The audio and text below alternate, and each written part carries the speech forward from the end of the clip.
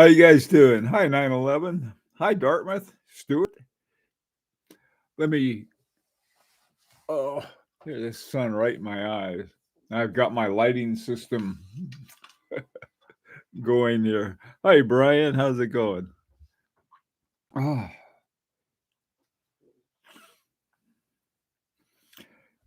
Dominic, we missed you at the Watchtime show.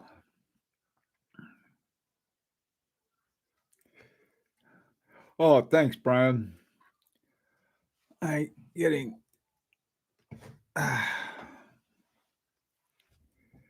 Neighbor. Hey, listen, there's a guy I met, also Polish. Cool guy. You guys might be related. Uh, he's from this area, so I'll have to talk to him, have him meet you.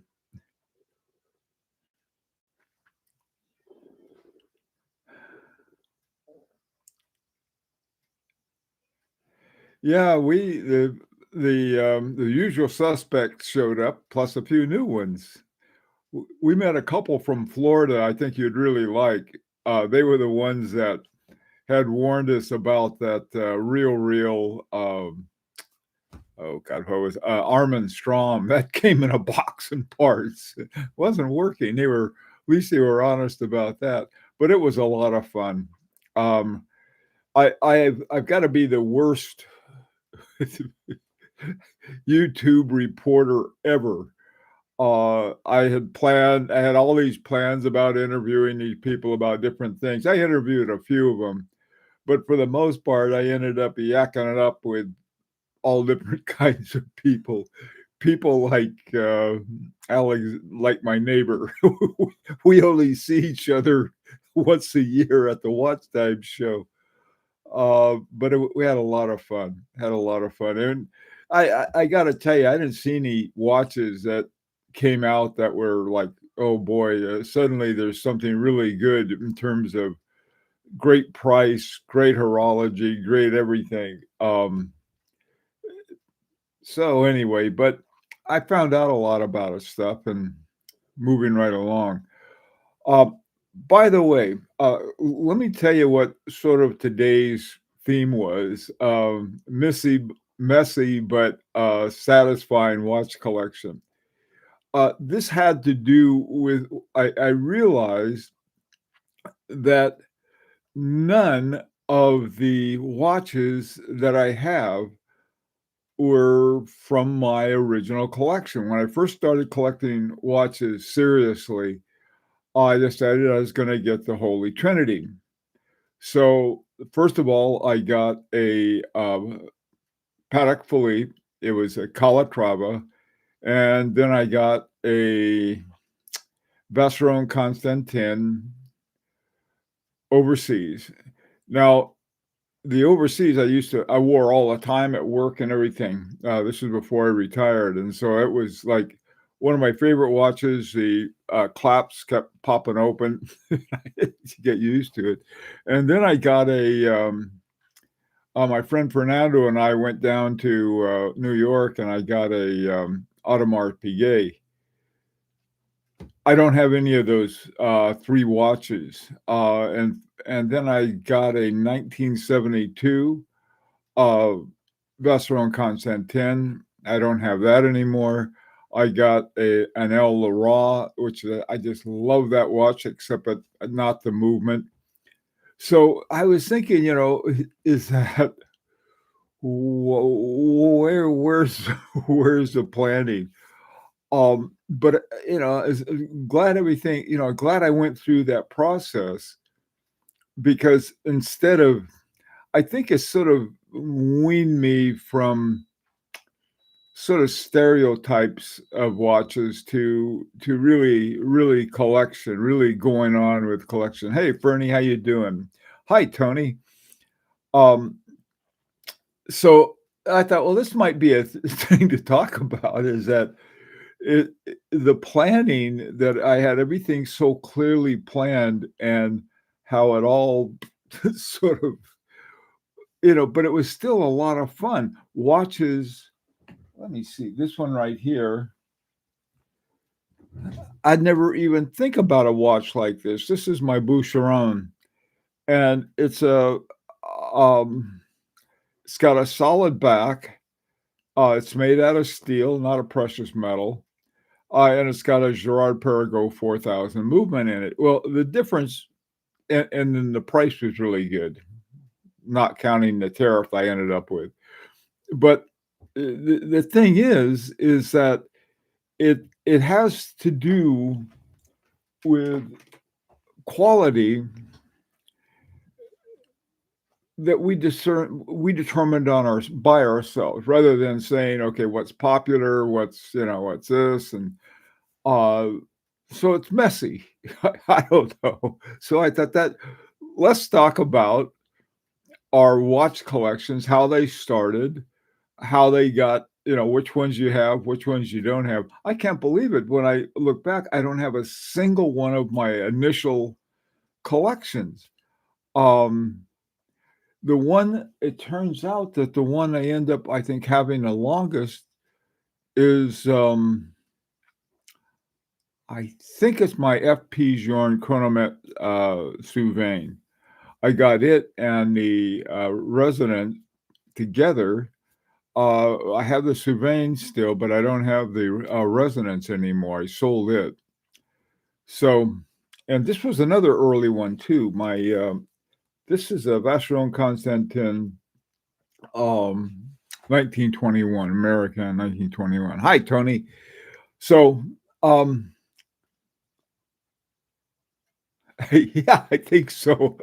One of the best things, Dominic, was the that project that you and I did together on made our own do-it-yourself residence. Those kinds of things are so much fun. I mean, those that was one of the most satisfying things I've ever done in watch collection. So anyway, and you end up with something. So let's hear about your plans and whether you stuck with a plan or things kept changing and how they changed and why. Hi, Jimmy. So who wants to start off? I told you my story, sort of fumbling around with, with when I got the Audemars Piguet. It should have been a warning.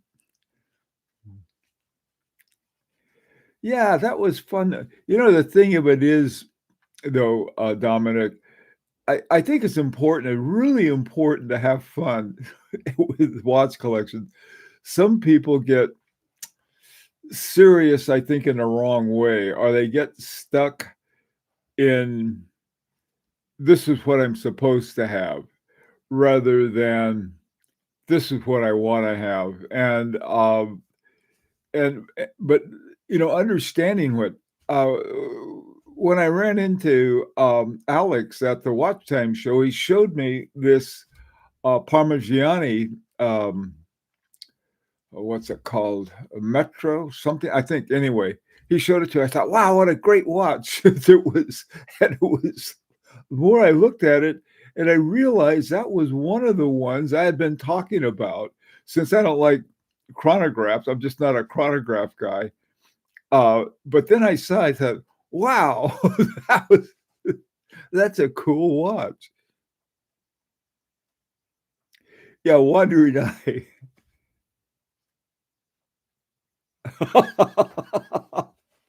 Yeah, Brian. Yeah, I thought I was in tall cotton when I got I think it was a $300, what was it? Uh, it was at a fancy, a jewelry store where they sold watches. Uh, and I thought that was the be all and end all. When I got the, when I got my, Patek Philippe, which I sort of count as really when I got serious, was had no idea where that was gonna go.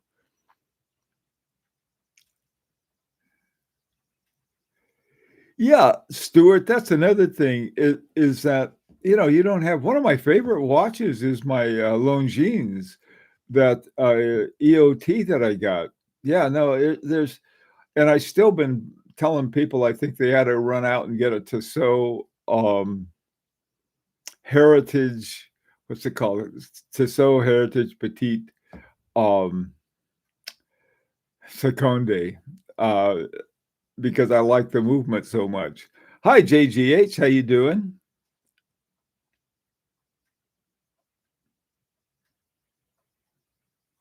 PF Tonda Metrograph. That's the one, Alec. That is has pretty soon someone's gonna get the last one of those, that's available because those are cool watches. I really I've always liked them, of course, but I'm not into chronographs. I don't do myself any favors.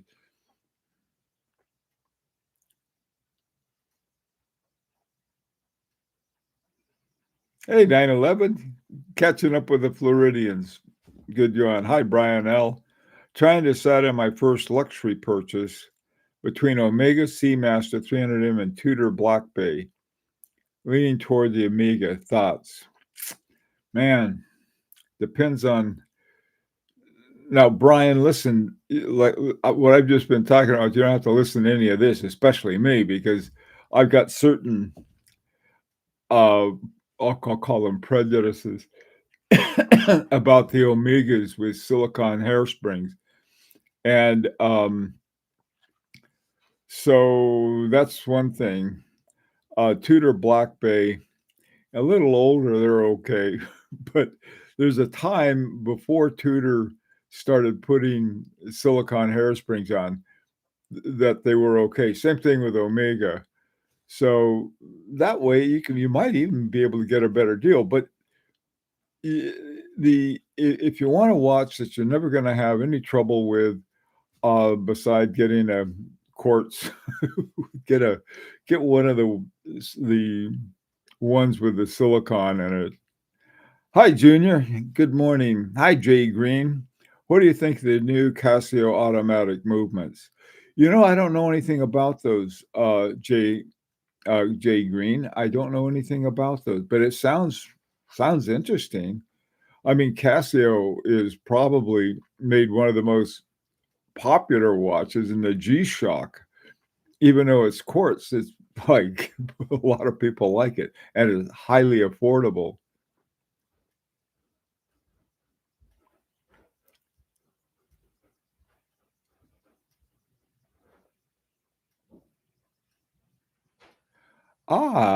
Yeah, JGH, that's the way to think about things.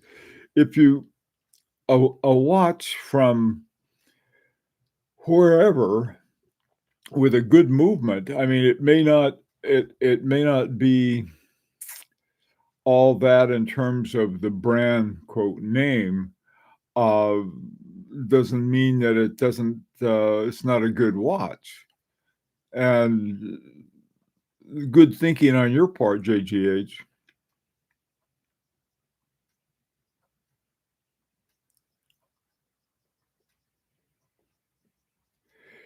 Yeah, 9/11. Yeah, there's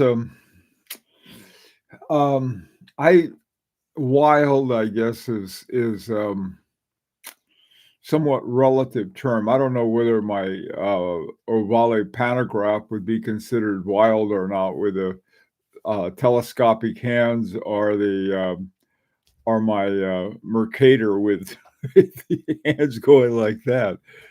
But it's not. I don't think either one of those. Neither one of them is still made, by the way. So in some respects, they're vintage.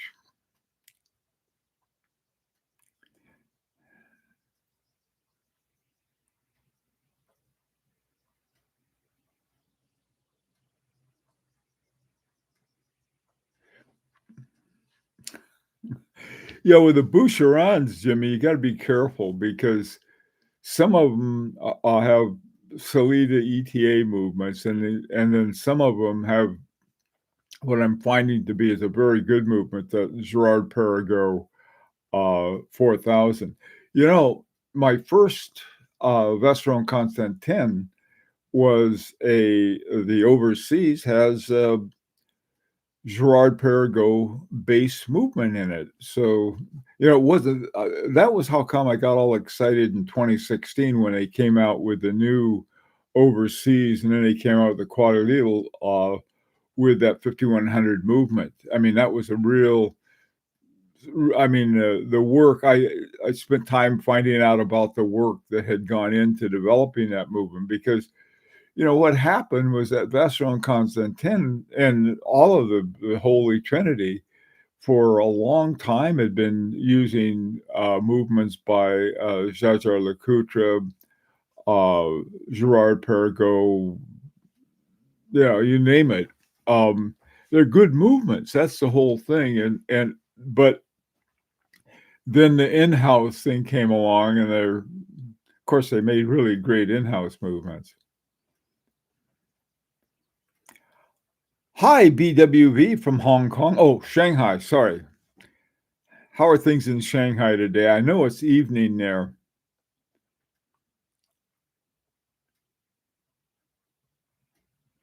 Oh, okay, 9/11. All right. MBNF would be too wild. Boy, not for me. Of course, I don't have a brain in my head, so this is different.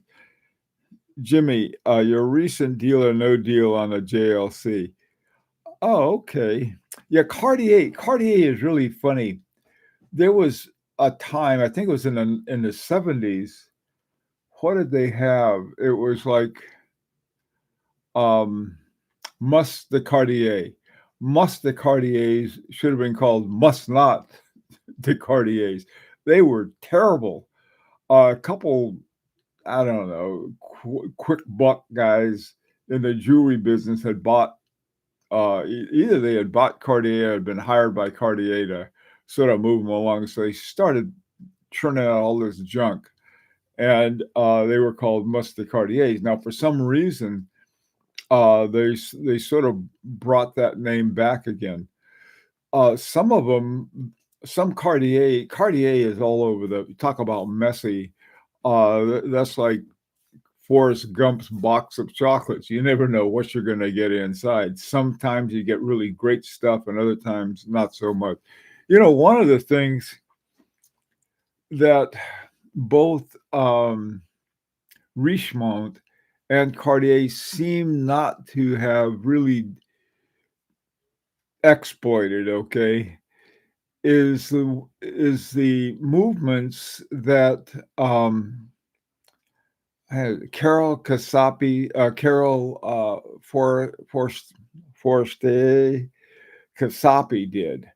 Her stuff was just like off the charts good, and but a lot of the ones that they put in, they're only certain watches that they had.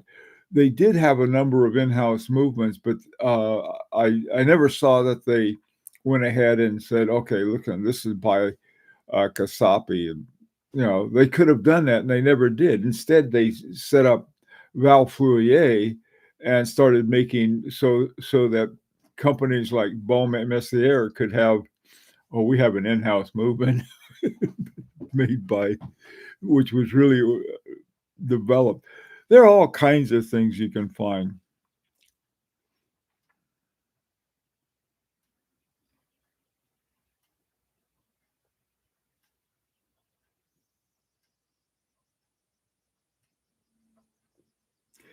The exorbitantly priced Chinese watches. Well, first of all, let me say this. The ones that I was talking about was one very talented AHCI watchmaker. Forgot his, I think it's Hua, but I'm not sure. And his stuff, I thought, here's some guy. He would he would know about the price. I forgot his.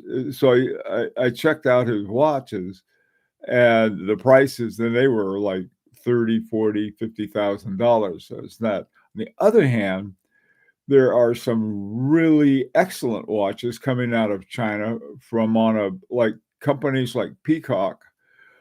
Um, They have I think it's around 2,000 US dollars for a tourbillon that is it reminded me of a Grand Seiko, that kind of quality, and, with a really nice tourbillon in it. So it's I would say the only ones I would say that were, quote, "exorbitantly priced" are the ones from a couple of the guys from AHCI, and they should be because they're all handmade, and they make 5 of them and call it a day for the rest of the whole line.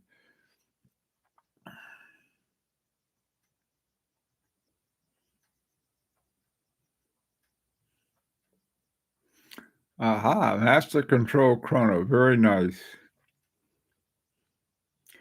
Carol Forestier watches were ugly and didn't fit most wrists. Cartier is running well and appeals to customers.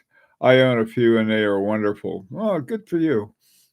Um, you have my curiosity now. Which MB&F models are appealing to you? They seem to be space age on the wrist. The ones that I like are the ones you can see that you can see the all of the movement or you can see the balance wheel and the escapement on the top. Um, there's a certain series of them that are they're sort of like little dome-shaped ones. They're very nice. The big thing, though, is that MB&F is, what's it? Forgot what MB is for, Martin somebody or other.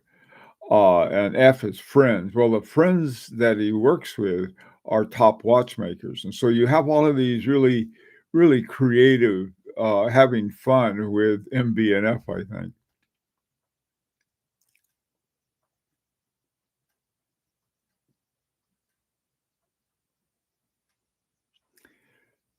JGH, that is a great idea, changing straps. I love to I tell you, I'm a sucker for a strap sale at, places like, the, ABP Concepts Paris. They have these, like, really expensive straps, but every now and then there'll be a sale, and there's certain ones that I find that I can afford, and so I'll get them, even though I don't have a watch at the time for them.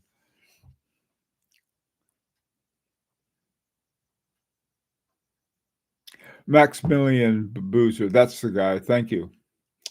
Max Boozer, thanks, Rancher.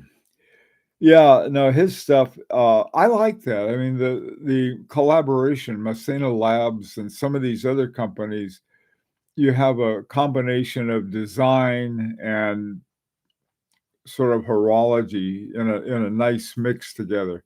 Like I said, this is the messy part about watch collection that's a lot of fun and discovering things. Um, sometimes I I mean, sometimes you have a watch that you don't realize that you're really gonna like that much. When I bought my, what was it? Fabergé Alexi. When I got that, I thought I just got a good deal on it. I didn't realize what it's a watch I really enjoy wearing now, and it keeps perfect time with the, Frederic Piguet movement. So, you can find it in all different kinds of places, and that's the whole thing is that you shouldn't listen to anybody with any kind of obsession, including me. I can't stand the whole concept of having silicone hairsprings, but hey, listen, they have their watches will probably be more accurate than the ones I have, but so will a quartz and so will a smartwatch. But that's another story. Find out what you really are happy with, and you never know what it's going to be.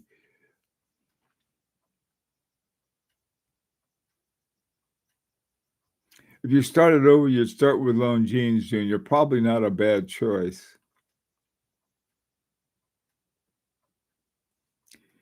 Yeah, JGH, listen, if they're better reporters, they're all better reporters than I am, trust me. Every place I went, I kept running into other collectors, and we'd start talking, that was more fun. I and the conversations we had may not have been the same one. I had a great one with, Bernard, Malin, who is, Edouard Malin's brother. They are the 2 guys who are running, um, H. Moser. And what we were talking about had nothing to do with any of the watches they currently have. So, and I don't know, I there was it seemed a lot of the watchmakers, they and you can't blame them on the one hand. Here's some loudmouth comes around telling them, "Hey, this is what you guys ought to do." Well, they have a business and people got to get paychecks and things like that. And so they're the kind of watches they have to go out to people who whatever they want. Um, but by the same token, I think they lose a certain kind of edge.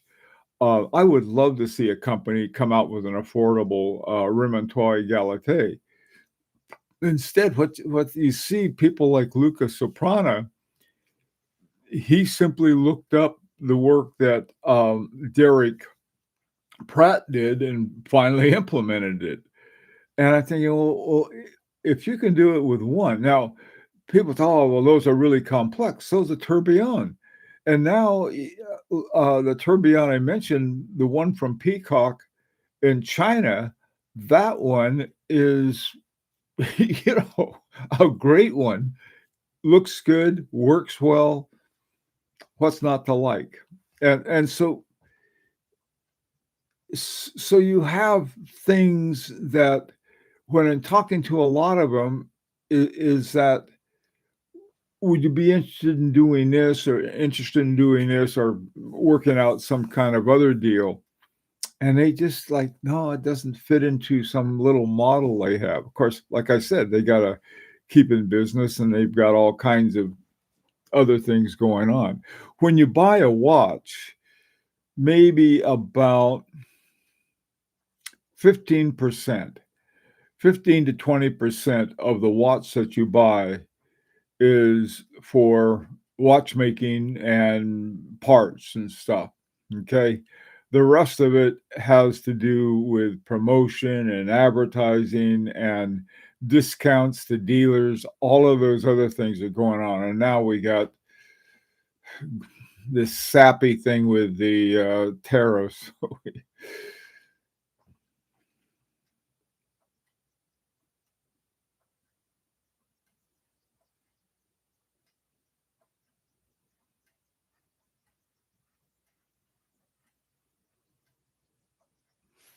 Yeah, I should subscribe to the labor theory. Yeah, no, I mean, I what what we did with Larique, he basically said, "Look, what does it cost to manufacture it by the people who make the movements, the dials, the hands, and all that. So what do they cost?" And that's what we did. We bought watches for that cost. So as far as I think I don't know. When I took a an economics course at MIT, and there was the guys who were the instructors in the course were both world class economists, but the TAs were really not too bright because they kept making tests with the formulas and economic formulas. I swear the math in economics is pretty simple, really, and it's sort of like here's something that we work with, and I swear to God, if you look at the assumptions underneath it, you have to work with these assumptions. Now, when the assumptions when assumptions should change and don't, you end up with some weird stuff.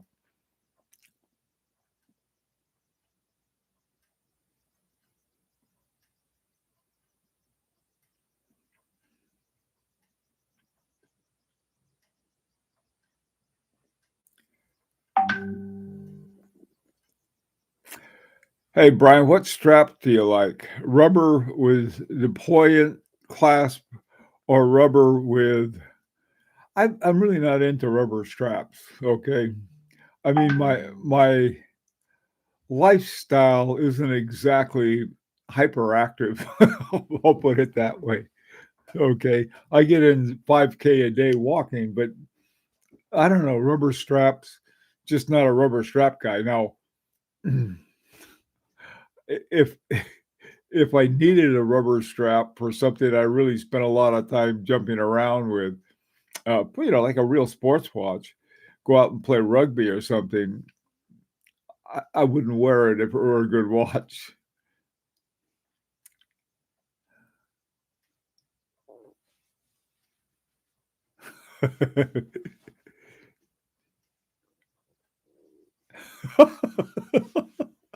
Yeah, rancher. That's one way of putting it, rancher.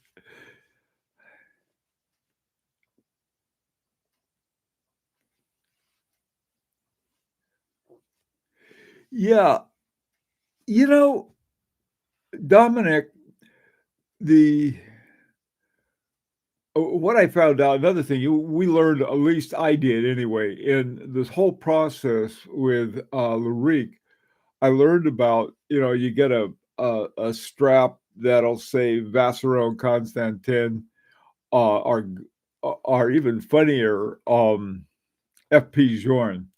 Right after the uh, pandemic, I was at the FP Journe's store in, I think it was at the old one on Madison before they moved to the financial district. But the I was talking to the guy and they said, "Oh, we don't have any products. We have nothing." He showed me a few straps they had, and I said, They weren't what I want." He said, "Well, why don't you go up to Jean Rousseau? That's where we get ours." And I thought, wait a minute. So I could go. It's sort of like they don't make straps. I mean, FP Jordan makes watches, but they have somebody else make the straps. But if they put FP Jordan on it, then they sell them for $800 a piece. Uh, and so I thought, well, heck, that's how come I like it. I'll go to Jean Rousseau. Jean Rousseau stuff, they don't seem to have the kind of deals that you can find with AB Concept. Both of them are really Paris based. What we're doing, hey, here's a tip, and then I guess I gotta go. My time is up, but here's a tip for you, okay? Um, if you're in the United States, have if you get a watch and you want a nice band for it, tell them to hold on to the band, whatever it is, especially if it's a gator band or anything other than a mule hide or something. And then get your band within the country, and you can then you don't get stuck with the tariffs. We're doing that with well, we've got 100. We'll have about 40 of them on our next project, and they're the ones in New York. We'll just have them stay in New York until we get our watches, and then we'll ship the watches first, and then and then get the bands directly from Jean Rousseau here. Anyway, okay, let me take this last one, and then I got to run. Hey, at 4 o'clock, we'll talk about neat watch collections.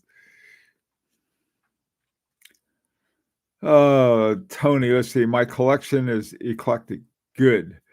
Tag Aquasur, Tag. Oh boy, Monaco Longines, Perpetual Regulator. All right, that's the one I got too. Love it.